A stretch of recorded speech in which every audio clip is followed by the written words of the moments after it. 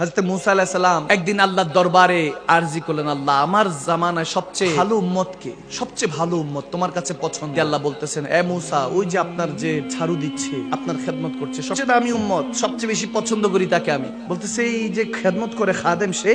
বলে হ্যাঁ।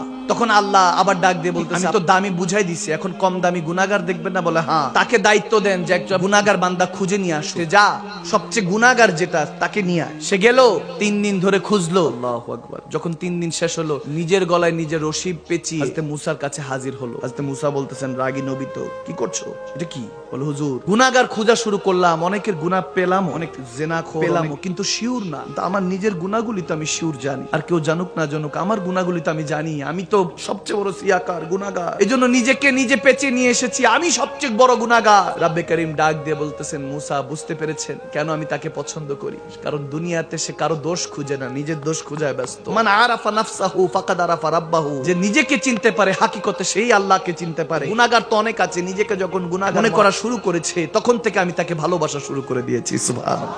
চোখের পানি এক ফোঁটা নিয়ে রব্বে করিমের কাছে হাজিরা দিবেন, পিছনের সমস্ত গুনাহ খাতা আল্লাহ মাফ করে দিবেন। সুবহানাল্লাহ।